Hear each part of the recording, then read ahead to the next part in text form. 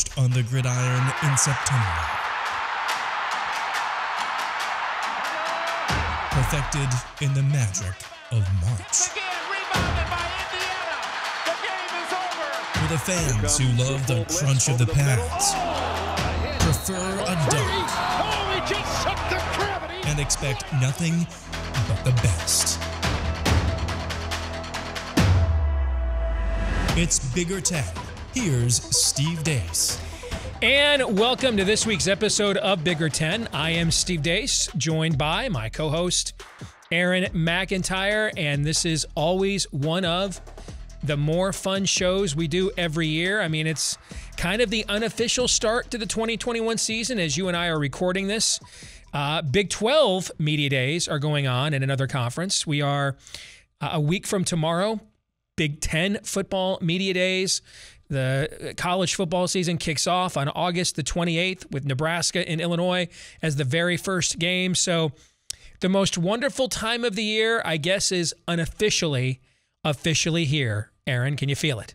Absolutely, I can. And my favorite time of the year, maybe this is a testament to the lackluster or not achieving nature of most Iowa football seasons. But my favorite time of the year is always the anticipation and build-up of that first college football Saturday. And this is it for me. Once the All-Star game is over with, once that's done with, we're in full-on college football mode. And I didn't realize it just snuck up on me the other day. I think it was just yesterday or the day before. My goodness. Yeah, like you said, Big 12 Media Days today. It's a week now till the first NFL training camp opens up. 3 weeks tomorrow till the Hall of Fame game. So we're really getting things in gear. So my annual college football preview has returned after taking a first time since 1988 hiatus last year, because at this time last year, we didn't know we were going to have a season or not, right? So, but it has returned. You can read the entire thing for free on our Patreon page at patreon.com/Michigan Podcast. Again, that's patreon.com/Michigan Podcast. Now, next week on Michigan Podcast, we'll delve a little deeper into some of the projections, because my preview every year is more of a forecast per se. So we'll delve more into those projections. But this week on Bigger Ten, I thought we would continue our tradition of an entire podcast or show or episode, however you want to define it, devoted to what's probably the most popular thing I do in my preview every year, and that is my crystal ball, where I lay out 25 things I believe will or won't happen during the upcoming college football season. And I thought what might be fun as I lay these out one by one, Aaron, is to let you give the audience a little fake news or not, meaning, do you think this is a plausible outcome? Or do you think this is just beyond cray-cray and not worthy of any of our consideration? Should be fun. Let us begin. Number one, so far in the playoff era, we haven't had too many upsets on conference championship weekend that changed the fortunes of who was or wasn't invited to the Final Four.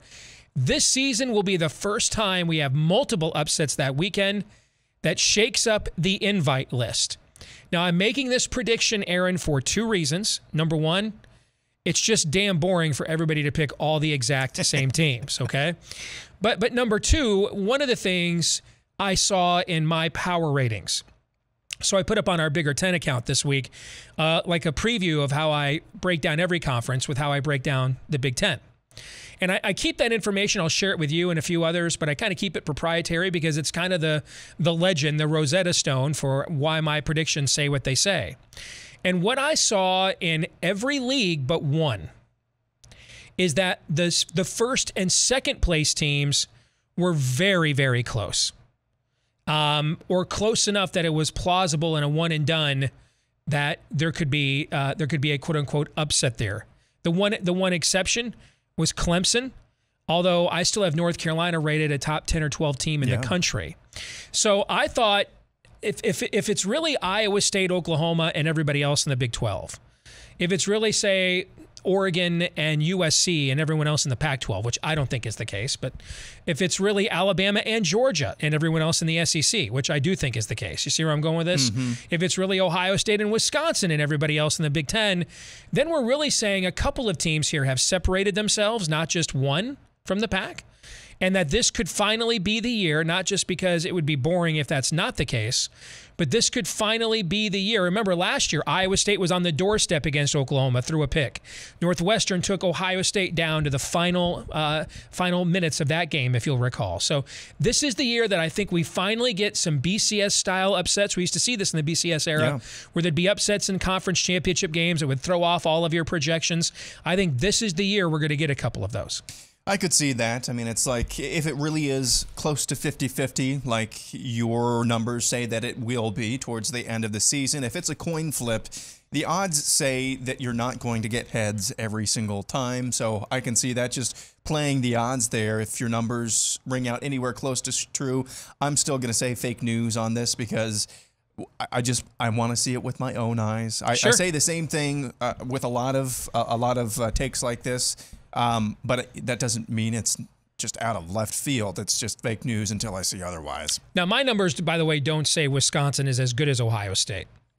But what they do say, though, is that the gap between them and the rest of the West is almost as big as the gap between Ohio State and the rest of the East. And so in this case, we're talking about a Wisconsin team that my numbers say has a higher ceiling than maybe some past years. And what I find interesting about this is my numbers are usually the Wisconsin is overrated doomsayer. This is the first time that my numbers are actually probably ahead of the rest of the market in projecting out Wisconsin. All right, let's get to the second one here, number 2. As a result of number 1, for the first time, more than one team that didn't win its own conference will be invited to the playoff. This one is interesting. More than one team now, especially in the 4-team playoff that we have right now. I still say that this is going to be fake news. Now you're talking about obviously. You're obviously talking about the championship game. Yeah, like saying Ohio State and Oklahoma are rated undefeated, but then lose at the end, but their overall resume still get into the playoff over some other teams, for example. I just think because of the culture that we're already inculcating with the expansion of the playoff, it's going to be a really tough sell to the public to put multiple teams in the playoff that didn't win their conference championship game. So for that reason, I'm saying fake news. All right, number 3. Nick Saban will finally lose a game to a former assistant. And I'm thinking about a particular game in October in College Station against his old assistant coach, Jimbo Fisher, as a potential, or even the SEC championship game at the end of the year against another former assistant in Kirby Smart. I just think Alabama, and I think this is true news. This is actual news. I just think Alabama is going to be due for a letdown this year at some point in time. And what better situation? College Station, as you mentioned. That's probably one of the most imposing atmospheres there in college sports, in my opinion, anyway. So I think this is true news. Eventually, it's got to happen. Eventually. All right, especially looking at the teams those two coaches have. There's a consensus top 5 or 10 teams as well. All right, let's get to number 4. After losing 4 games in a season only once, between 1969 and 2001, that's the season that they fired Frank Solich for going 9-3, Nebraska will lose at least 4 games for the 18th straight season. For those of us that remember how many years in a row growing up, Nebraska never won fewer than 9 games. I mean, if you could hop into the DeLorean and tell your 1989, 1999 self that Nebraska's going to lose 4 games or more, 18 consecutive seasons, folks that had you drug tested, man, on or straitjacketed on the spot. But here we are.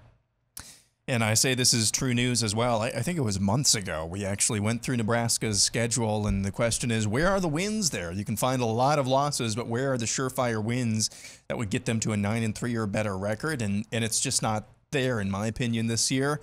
18 consecutive years for any team. That's like a dark ages, basically. I mean, even at the lower levels of you would think one year you would have kind of a flash in the pan type of. Oh my goodness, that's 18. We're going on 2 decades now. that's hard to believe, but here we are.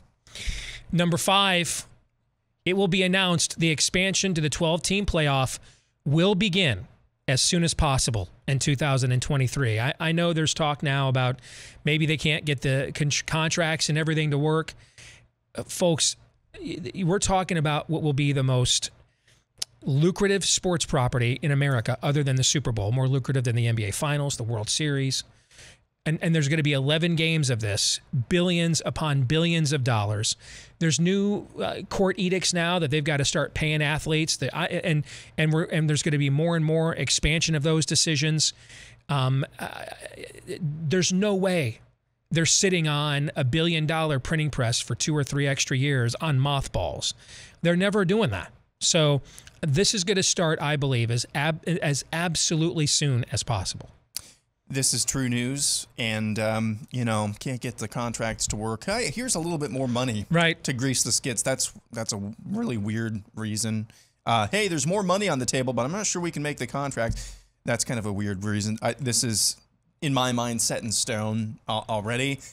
Soon after that, you're going to see the abolition of conferences, but that'll be, or divisions, I should say, but that'll be a future crystal ball, I'm sure. I agree that we will see that as well. All right, number 6. USC will finally move on from Clay Helton, and he will be replaced by Penn State coach James Franklin. True news. Where there's smoke, there's fire. And for a couple of seasons after the season has been over in Happy Valley, there has been a little bit of smoke connected with this particular job. So I think that's probably going to be this is a bold statement because, one, it relies on one thing happening and then another thing happening out of a lot of options. So I do think that this, though, is pretty true news. Number 7. This will be Jim Harbaugh's final season at Michigan.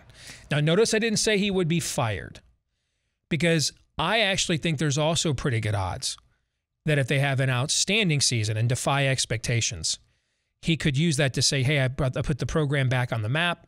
My family wants out. That's a well-known secret in Ann Arbor. And I'm back off. Now I've rehabilitated my image and I'm back into the NFL's good graces to return to that league and get out of Ann Arbor. I could see that scenario, as well as they just don't win enough games. I'm gonna say fake news on this one.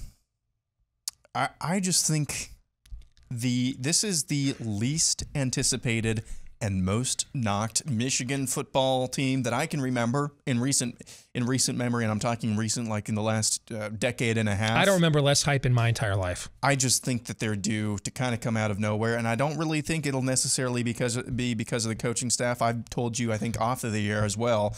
These are really, really talented young men that they have. They're still recruiting at a high clip because of the brand, because of whatever reason.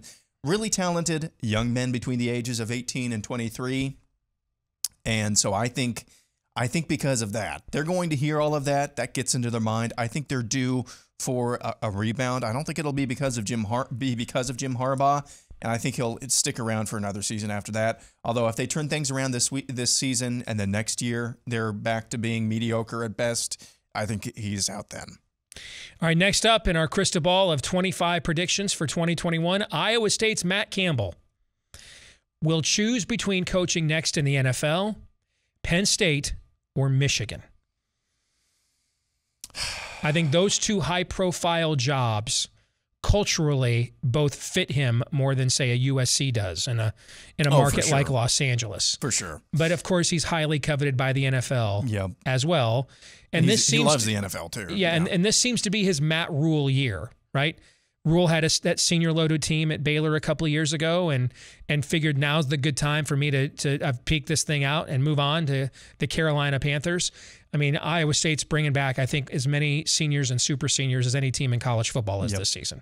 So I think you just look at that sequence of events, and I think next year he's coaching in one of those three places instead. Yeah, I mean, I'm not like most Iowa fans. Also, it helps that Iowa has kind of, for the most part, kicked his butt since he's been at Iowa State. But I'm not like most Iowa fans. It's kind of fun to see Iowa State and have another in-state team to cheer for when Iowa is not playing them and when Iowa is not playing at all. And so I don't want to see him go, and it would be crushing. But what can you say? He did a lot for Iowa State, and I think that this is probably not fake news. I think this is true news, and those three programs, or those three possibilities are, I agree, probably the most likely landing spots for him. All right, next up, we are at number 9. Michigan, Penn State, and USC will then be joined by Nebraska and LSU. I think we'll get into LSU a little bit later on, but I think there's off-the-field issues there that could be a problem. But those are 5 of the top 10 programs in the history of the sport. They will combine to create arguably the greatest coaching carousel of all time after this regular season. I agree on 3 of these, so I'm going to say it's not fake news. And we'll get into the 3 that I agree probably later.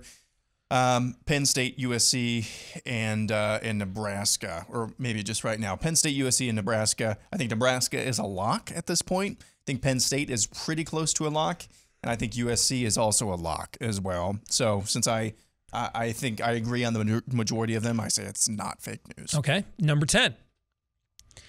Speaking of LSU, they will move on from Ed Orgeron for off-field reasons, and it's perfect timing because they can replace him with the most coveted Group of 5 coach in the country right now, maybe other than Luke Fickell, and that's Louisiana coach Billy Napier. He's got SEC experience. He's known in-state. His program is at its own zenith right now. They finished in the top 25 last year. They may be in the preseason top 25 this year. If Iowa State isn't the team bringing more people back than anybody in college football, it's Louisiana, who beat them last year, is. So it's a perfect excuse. They've got a soft landing spot. They don't have to open up for a Katie bar the door, free-for-all coaching search. They've got his successor already ready to go. And it's a guy that built his own program there with the Ragin' Cajuns. And so I think they make that move unless there's some like SEC championship season for LSU this year. Yeah, I would say barring a complete meltdown from LSU, I don't see them moving on. I mean, that team down there that Orgeron had with just the inexcusable, if I can use that word, the inexcusable talent on both sides of the ball with Burrow playing quarterback, that's going to be hard to move on from him, especially even for off the field issues. So I'm hedging on the side of him sticking around for a little bit longer at least. Okay. Number 11, Nebraska will hire Hugh Freeze away and a nice picture that you chose. That Nebraska will hire Hugh Freeze away from Liberty as its new head coach. I think this one is true news. I think Hugh Freeze, I think still the brand of Nebraska can bring in some good recruits, as we've seen, and Hugh Freeze taking Liberty from essentially being out of Division I football and bringing them into prominence en masse. I think that would be a really good hire for Nebraska. Really good hire for Nebraska. So it's true news. Now, here's what I would do, and they just hired their former All-American Trev Alberts for athletic director today. If Frost does not work out this year, the move I would make, and I'm dead serious when I say this, I'd go hire Dan Munkin away from Army. Oh. I would go back to the triple option. Yeah. And the reason why I would do that is because the amount of players in a place like Texas, for example, that would love to be skill position talent, but they can't be at some other schools, but they could be in this system. It would give you a uniqueness again, a brand again. That's the move I would make. I think knowing him from a persona standpoint, the people of that state would absolutely eat him up. They would love him.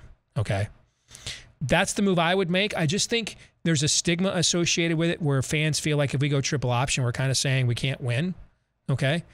But that's what I would do. But another close to it is go get who's the most innovative head coach candidate that you could hire. And we're in an era now where you can openly do NIL, right? So who cares about cutting corners or things of that nature? Just funnel the money through your boosters and it's a endorsement deal. You know what I'm saying? So, I mean, to me, unless you could get Lane Kiffin, he's the most offensively innovative head coach that a school like that could hire. Well, you've been saying for a number of years, with the Big Ten, zig when everybody else is zagging. I mean, the closest thing to zigging right now, honestly, is Iowa and Wisconsin's pro-style offense. That's about the closest thing, and that's not really much of a zig at all. And for the fans who think, it's basically waving the white flag by going through the triple option, look what Monken has been able to do with Army. With inferior talent than what you're going to be able to bring in at basically any Big Ten school with maybe a couple of exceptions. Now, think about what you could do with Nebraska talent. I think that could work. One way to find out, though. I thought that's the move that Kansas should have made. Yeah. Actually. Okay. Next up in our crystal ball, number 12, Auburn will lose at least 4 games. Get this, for the 14th time in the last 16 years. Now, it should be noted, those other 2 times, they won the national championship with Cam Newton and darn near won it again with Nick Marshall, okay? So they've got those 2 seasons. But other than that, Auburn has lost at least 4 games consistently for the last couple of decades, and I think it happens in the first year under Bryan Harsin for the 14th time in the last 16 years. I think this is true news as well. This is definitely a better trend than the Nebraska one, because at least, as you just noted, you've got some national championships thrown in there. All right, we go next to number 13. Alabama and Clemson will meet in the national championship game for the 4th time. And you can hear the chagrin in my voice. But I think we'll have some craziness and some zaniness, and when it all, though, shakes itself out in the end, these 2 end up playing each other for the national championship for a 4th time. True news for the same reason that I bought the very first proposition or very first prediction. Until I see something differently, that's probably how it's going to shake out. Okay. Number 14. Iowa will announce offensive coordinator Brian Ferentz as its head coach in waiting whenever his father, Kirk Ferentz, decides to retire. I'm going to believe it when I see it, because this has been in your predictions for like 3 or 4 years now, right? It's like the 3rd time. Yeah, yes. 3rd time. Yeah. Yeah, fake news. Not that I don't think it's likely that's going to be the chain of events that's hired or that happens once he does retire, but until I see it happen, I'm gonna say it's fake news. Okay. Number 15. With the new expanded playoff format on the way and the fact he's coaching in a major market, profitable for players maximizing name, image, and likeness, Luke Fickell elects to stay at Cincinnati and doesn't take any Power 5 coaching jobs. I like this one. This is a glimpse into the new economics of the name, image, and likeness era. Cincinnati, that's a pretty large market. Yeah, you've got some pro teams there, but the outlying areas as well. There's going to be plenty of opportunities, especially that's a pretty good brand as far as group of 5 schools go. That's a pretty good brand that you've built there at Cincinnati. You get some pretty good talent as well. And so I would say, yeah, I'd say this is true news. And one more thing. I don't mean to keep going back to until I see it happen, I'm not going to. Let me go back to your previous prediction about Kirk Ferentz retiring. One thing that could make this even more likely than past years, I think Iowa has a pretty good team this year, except for at the position that matters the most. Too many questions at quarterback. Too many questions. We've got Iowa media out there pretty much on a weekly basis saying, well, we could see the backup quarterback. I think it's Padilla. I think that's the thing that could do in Kirk Ferentz, especially the off-the-field issues last year as well. So I'll just add that there as well. One more thing on Fickell I didn't put in there, though. Remember, he's a big-time Ohio State guy. Mm-hmm. There's a lot of Ohio State money in the state. Yeah. I mean, would some of Ohio State's boosters, you want him going to Michigan, Penn State? You know what I'm saying? Keep him in your state and make sure that second-tier recruit is going to Cincinnati and not to Michigan, Penn State, and some of these other places. You know what I'm saying? Mm-hmm. So that's another angle to think about as well. All right, let's continue on. Number 16, BYU is going to suffer the largest single-season win decline from a year ago. They were 10-1, 11-1 if you count the bowl game. They were 10-1 last year. And I think they will win a maximum of 6 games. Yep. I think this is true news. Looking at the schedule they're going to play, and then, of course, without the quarterback. Yeah. So that's pretty easy true news in my mind. All right. Number 17 just became obsolete about 3 hours ago. It sounded good, though, until then. I had Ohio sending Coach Frank Solich out with a bang, finally winning its first MAC title since 1968 in his final season. I was dang close with this, at least half of it, because he announced his retirement today, effective immediately, to deal with some health issues. And one of his longest-standing assistants is going to take over with a 4-year deal. So I guess this one was ahead of its time. One of the few MAC teams that I actually would bet on. All right, we're down to the nitty-gritty here. Number 18, the Heisman Trophy finalist will be, in alphabetical order, J.T. Daniels of Georgia, Breece Hall at Iowa State, Sam Howell at North Carolina, and Spencer Rattler of Oklahoma. Yeah, I think that's a pretty good list. I'm not quite sure about Sam Howell. I think Breece Hall has a pretty good chance. I mean, he's a really talented dude in and of himself. And then they've got a great offensive line as well. Spencer Rattler, that's a no-brainer in my mind. Not really sure who else you would put instead of Sam Howell, so I'll roll with that. So I'll say that's true news. Okay. Number 19, Georgia's J.T. Daniels will win the Heisman Trophy. I'm going to say that's fake news. I just think Rattler will come back this year and accomplish some things that were lacking the last couple of seasons for him. Number 20, the results of the top 5 September non-conference games will be, I think Georgia beats Clemson. They're the more experienced team. And when I was a kid, this was a big-time non-conference rivalry every year. They haven't played it in quite a long time. I think Ohio State will drill Oregon. I just don't think the Ducks are dynamic or experienced enough at quarterback to go into the horseshoe and hang. I think Wisconsin beats Notre Dame in what I believe will be a signature showcase at Soldier Field for Graham Mertz.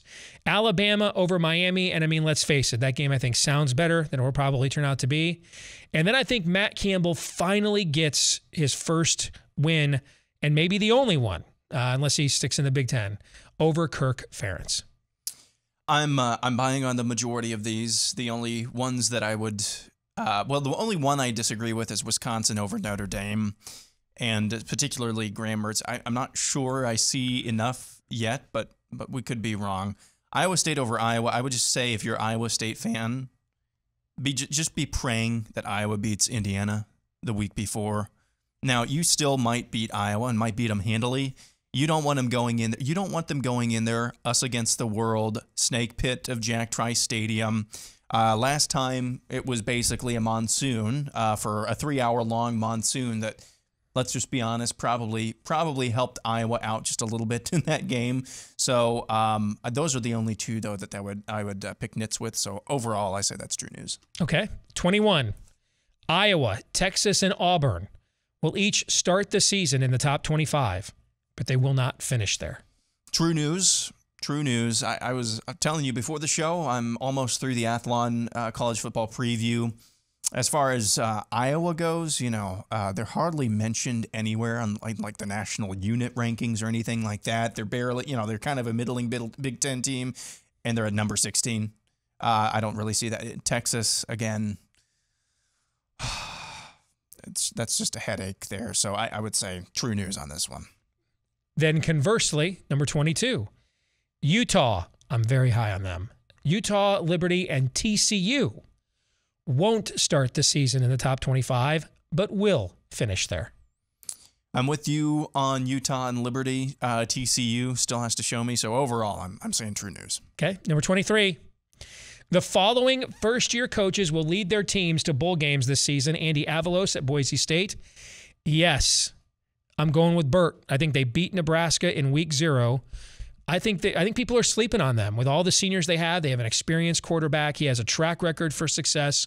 So I'm going with Bret Bielema at Illinois, Will Hall at Southern Miss, Bryan Harsin at Auburn will squeak them into a bowl, Charlie Huff at Marshall, Maurice Linguist taking over at Buffalo, Gus Malzahn at Central Florida, who has a pretty plum job right now in the new playoff format, and Steve Sarkisian at Texas. I think those are the first-year coaches that will take their teams to the postseason. I'm buying on the majority of these. So I'll say again, true news. I don't think Bret Bielema is going to get to 6 wins with Illinois. I do think he'll exceed the win total, the Vegas win total. I don't think he'll get to 6 wins though. Steve Sarkisian, I have my doubts about Texas again. Yeah, I don't get this higher. I don't know what he brings to the table. Tom Herman doesn't. Yeah. And he wasn't great at USC or Washington. I know he's a creative mind. How hard is it to be creative when you're drawing up plays for Devonta Smith and Jalen Waddle and Najee Harris? I mean, come on, man. I don't get that higher at all, but he's inheriting a talent enough roster, I think, to get to 6 or 7 wins at least. So overall, that's true news. Okay.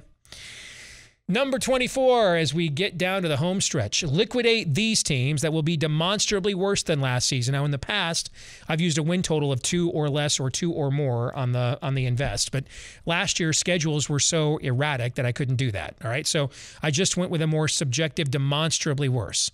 BYU, Colorado, Northwestern, and Stanford. I think those are the 4 teams that will suffer the biggest dip from what the perceptions were of them at the end of last season. True news across the board on that one. Then finally, number 25, invest in these teams that will be demonstrably better than last season.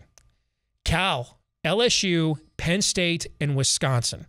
I think those will be the 4 teams that will do the most to raise their overall profile from what people thought of them at the end of last season. Now, you're probably thinking I should have put Michigan in here, but those are the 4 that I'm going to go with. Again, across the board, maybe lone exception is Penn State, but I'm definitely with you on Cal. That's not really a high bar. LSU and Wisconsin. I do think Wisconsin will turn things around this year. So your overall thoughts now that we've gone through the entire list before we close it out, this segment anyway? What a great position to be in for this time this year than we were in last year. This is a lot of fun, as you can tell from my completely blank face, but I'm really smiling and monotone. Happy. Yeah, yes. I'm really smiling and happy on the inside.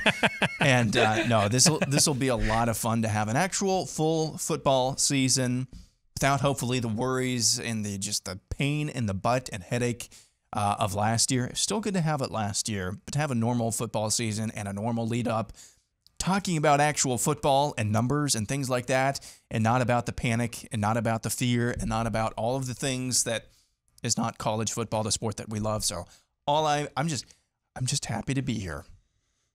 You're just here so you don't get fined. Exactly. There you go. And your mom's in my DMs. All right. So when we come back, we will go right to our Twitter poll results and the feedback of the week next. This week's Twitter poll results: who is the best underdog bet to win the Big Ten football title according to the odds from William Hill? Wisconsin at plus 900. That means you get 9-1 odds. Plus 900 what was the winner here at 45.2%. And then we had Indiana next at plus 2,000. Which means you get, 20-1 odds. That's 34.5%. Penn State at plus 800 at 8.7%. So that's 8-1 odds. Michigan plus 1,000, 10-1 odds, 11.6%. Your thought on those odds? And keep in mind, these are the 2, 3, 4 and 5 teams with the best odds according to William Hill, and that's how big of a favorite Ohio State is at that sports book. That these teams are this big of odds. Yeah, if this is my money, I'm going with the only team from the West. I don't even because they'll have to be better than them on one day. Exactly. Yeah. So I'm not sure. I get the Indiana love for sure. They're really great last year, and they're going to be competitive this year as well, but I would not bet on them to win the Big Ten. But then again, you never know. This is a down year for Ohio State. If we're talking about value and how many things have to go wrong for another team, maybe throw a few shekels at Indiana, because I think that division would probably, let's say there's a rash of injuries at one position for Ohio State. That bet might look a little bit better, might look a little bit more possible. So, but if you're just telling me straight up best bet, I'm going with the only team for the other division. I'd be willing to guarantee that in the history of conference future odds, the second best odds to win the Big Ten have never been 8-1. I will guarantee you that's the case. That's what Penn State is. I'll guarantee that and you probably got to go back to the Big Two, Little 8 era of the 70s with Bo and Woody. Before the third best odds to win the Big Ten were 9-1. I mean, that's astonishing to see those numbers. Which brings us to our feedback of the week. Joe Hugan disagrees with you. He says, take that Indiana money plus 2,000 to the bank. My issue would I'll probably put a few bucks on Indiana just because I think they're a legit top 20 team and I'm getting 20-1 odds, right? Yeah. The problem with cashing that ticket, though, is even if they pull that upset in Bloomington in the middle of the season, over the course of the year, do you think they can go 10-2? All right? Or at least they've got to go at least 8-1 in the league, right? Because that's the only way to guarantee that Ohio State win will still put you in the championship game. Because, I mean, if Indiana goes 7-2 in the league and 10-2 overall, that's arguably the greatest season the program has had post-World War II. That may not be enough to win the East, even if they beat Ohio State, Aaron, because that could be Ohio State's only loss in that scenario, right? Yep. I mean, Indiana could be 10-2, a top 7 or 8 team in the country, and if that's Ohio State's only loss in the league, it still wouldn't be enough. That's the problem with that futures bet. But I get it. Yeah, that's a huge shadow cast over any bet on the Big Ten is obviously Ohio State. It's just going back to, if we're talking about best bets, I think there's probably a difference between best bets and then best value necessarily. Yeah. Value bet on Indiana, sure. I mean, if there's you wouldn't bet on Rutgers or Maryland. You wouldn't bet on them at all because there's no chance. But as far as if something goes wrong with Ohio State for any reason, what's your backup plan as far as winning the East? You'd probably go with Indiana, and in terms of value, obviously they're the best value there. I'm still bitter about the fact I had a 40-1 ticket for my Wolverines to win the NCAA tournament last year. And Isaiah Livers got hurt. Yeah. I wonder if I might have cashed that if that had not happened. We'll never know. All right, Aaron, good to see you as always, man. Next week, we will do part 2 of my college football preview on Michigan podcast right here on this very same channel. Remember to like, rate, subscribe, share, follow, etc., whichever the case may be on iTunes, YouTube, Stitcher, Google Play, however you access us here each week on Bigger Ten. Please keep helping us get the word out to other Big Ten fans just like you. Leave us a 5-star review if you have the chance to do that as well. Keep up with what we think about all things Big Ten and more on our Twitter feed @Bigger10. And again, for Aaron McIntire, I'm Steve Deace. We'll see you next time.